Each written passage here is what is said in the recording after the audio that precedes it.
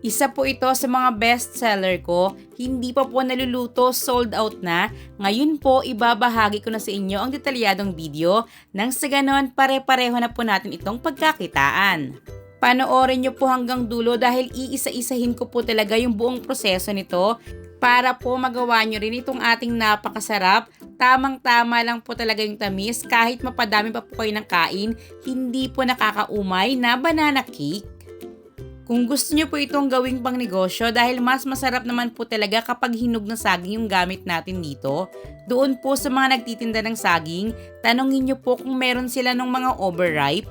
Dahil yung regular na lakatan dito po sa amin, nagre-range po ng 75 to 90 pesos per kilo, samantalang yung mga ganito naman pong overripe, 25 to 30 pesos lang naman po per kilo.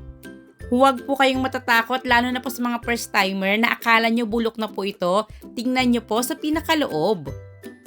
Yung buong listahan nga po pala nitong ating mga sangkap ay nakasulat na po sa description box na makikita rin po sa bandang dulo nitong ating video. Nakalagay po doon 800 grams yung saging na kailangan natin, nakabalat na po iyon kaya kung bibili kayo, bumili po kayo ng lampas 1 kilo para pag tinanggal po yung balat, makakakuha po kayo ng 800 grams. Then, durugin lang po natin ito. Pwede pong gumamit ng ating mga regular na tinidor sa pagmamash nito. Kung may maiwan pong ilang buo-buo, okay lang po yan para pagkagat rin po natin ang ating banana cake. Lasang-lasa rin po natin yung saging.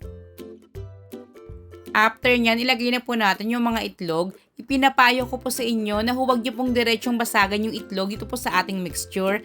Nang sa ganon, kung sakali lang naman po na may sira yung itlog, hindi po madadama yung iba pa po nating sangkap. Naglagay na rin po ako rito ng vanilla. Bukod po sa dagdag flavor, napakabango po talaga ng ibibigay na aroma nito, lalo na kapag kahalo na po yung ating cinnamon powder at itong ating saging. Isa po sa tutulong para maging moist po yung ating banana cake ay yung paglalagay po ng ating buttermilk. Syempre kung wala kayo niyan, yung ating regular na liquid milk, katulad po ng evaporated milk, kayang-kaya po natin gawing buttermilk. Yung ating 2 cups ng evaporated milk, haluan lang po natin ng 2 tablespoon naman po ng white vinegar. Kahit anong suka po ay pwede nyong gamitin, basta yung hindi pa po nalalagyan ng lasa katulad po ng asin at paminta. Then, iset aside ng at least 5 minutes, meron na po tayong homemade buttermilk.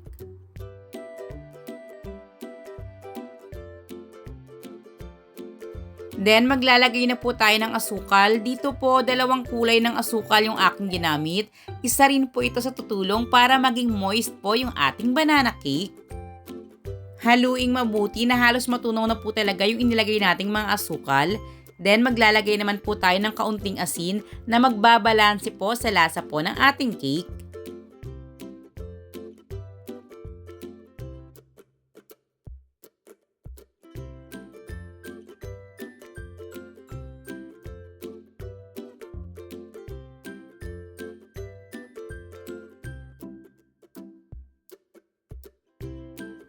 Ididiretso ko na pong ilagay rito yung ating mga dry ingredients, pero patadaanin ko po muna ito sa salaan nang sa ganon makasigurado po tayo na walang buo-buo at matanggal rin po natin na kung sakaling may napahalo pong ibang bagay dito po sa ating mga dry ingredients.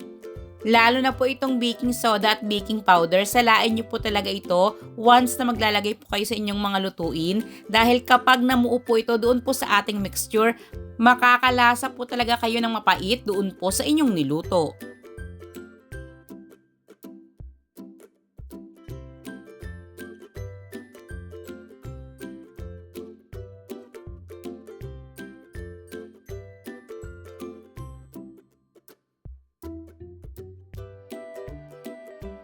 I-mix po natin itong mabuti pero syempre iiwasan po rin po natin lagi na ma-overmix.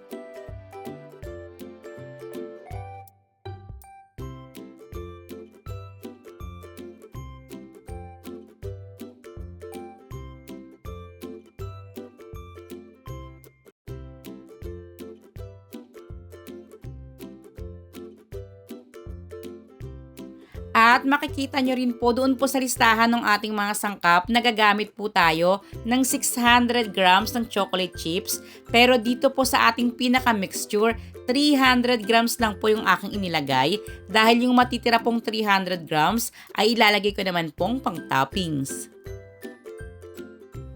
7 by 3 inches po na foil pan yung ating gamit rito. Nabibili po ito sa mga palengke at available rin po sa mga online store.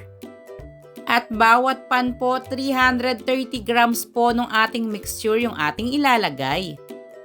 Kung talagang gusto niyo na po itong gawing pang negosyo, ay highly suggest po na mag-invest po kayo sa timbangan dahil napakalaki po talaga ng maitutulong nito sa inyong pagluluto. Mas magiging accurate kahit po paulit-ulit nyo pa pong gawin yung isang recipe, parehong-pareho pa rin po yung magiging outcome. Ito pong aking ginagawa ngayon ay pangdalawahang recipe dahil doon po sa gamit kong oven, 60 liters po iyon, 6 na 7 by 3 inches na foil pan yung kakasya. Dahil dinoble ko po ngayon yung recipe, 12 po yung aking nagawa. Kung gusto niyo pong 6 lang din po yung magawa, hatiin nyo na lang po lahat ng ating mga sangkap. Or kung sakaling mas maliit naman po yung oven na gamit nyo, halimbawa 4 lang po na foil pan yung kakasya, just comment down below nang sa ganon mapakitaan ko naman po kayo kung paano po computein yung sasakto lang po sa pang-isahang salang sa inyong oven.